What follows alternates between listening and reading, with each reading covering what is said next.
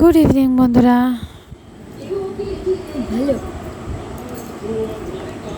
Welcome back to my channel Facebook ব্লগে। তোমাদের অনেক ভালোবাসা, অনেক শুভেচ্ছা জানিয়ে আজকে একটা ভিডিও শুরু করছি। এই ভিডিওটা ছিল 2-3 দিন আগের ভিডিও। তো ভিডিওটা করাই ছিল, তো ভয়েস দিতে পারছিলাম না, তো সেই জন্য তোমাদেরকে দেখাতে পারছিলাম না।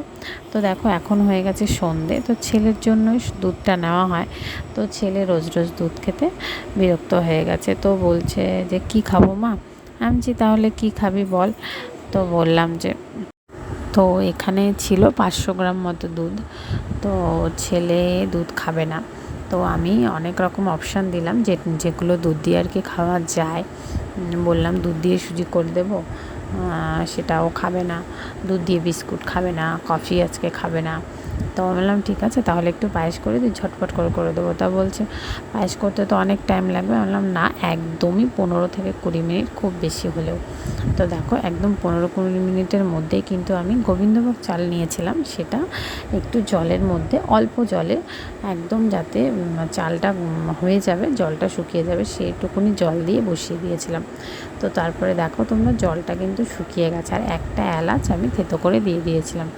তারপরে ওই চালটা যখন হয়ে গেছে, তারপর 1 চামচ চিনি দিয়েছিলাম। 2 চামচ চিনি দরকার ছিল, কিন্তু চিনিটা আমি খুব বেশি দেবো না বলে প্রথমে 1 চামচ চিনি দিয়েছিলাম।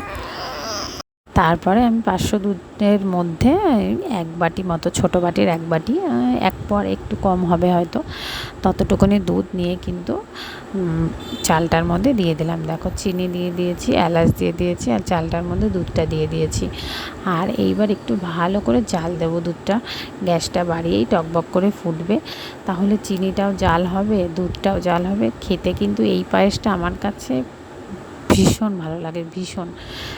নর্মালি দুধের মধ্যে চাল দিয়ে ফুটিয়ে যে পায়েসটা, তার থেকে আমার এটার টেস্ট কিন্তু একটু অন্য রকম লাগে। আর এইটাতে পায়েস একটু ক্ষীর ভাব হলে ভীষণ ভালো লাগে। তো একদম এটাতে কিন্তু একদম সেরকম হয়, আর দুধের কালারটা একদমই কিন্তু চেঞ্জ হয় না, এরকমভাবে যদি চিনি দিয়ে বা সাদা বাতাসা দিয়ে করা যায়। আর দেখো, ছেলে কিছু কাজু কিশমিশ দিয়ে দিল, ওই গ্রেট করে নিল চাকু দিয়ে। তো ও আমাকে হেল্প করবে বলে এসেছিলো, যে কি হেল্প করতে হবে। তো আমি বললাম যে ঠিক আছে, এটা তুই কেটে দে, এটা কাটার দরকার ছিল না, তো করতে চেয়েছে যেহেতু, সেহেতু দিলাম। তো তারপরে দেখো কত সুন্দর হয়েছে, একদম সুন্দরভাবে জাল হয়ে গেছে। তো মিষ্টিটা স্লাইড একটু কম ছিল, তাই ভাবলাম যে একটু তাল মিষ্টিটা দিয়ে দিয়েছিলাম। সেটা ওকে দেখায়নি, কারণ তাল মিষ্টিটা দিয়েছি যেহেতু লাল, তা হালকা একটু কালারটা চেঞ্জ হবে। ও একদম সাদা পায়েসটা খাওয়াই পছন্দ করে। তো তবু তোমরা দেখো ভালো করে, এই যে কালারটা এসছে, এটা জাস্ট একটু ফ্ল্যাশ লাইটের জন্য। দূর থেকে দেখলে তোমরা বুঝতে পারবে, খুব একটা কালার চেঞ্জ হয়নি। আর খেতে কিন্তু দারুণ হয়েছিল। আর সত্যি খুব ঝটপটভাবে, এরকমভাবে যদি পায়েস বানাতে চাও, খুব ঝটপট করে হয়ে যায়। আমার তো ভীষণ ভালো লাগে এরকমভাবে রান্না করতে। আর যেহেতু বুঝতেই পারছো, এখন যত দিন যাবে তত শর্টকাটে রান্না করা হবে।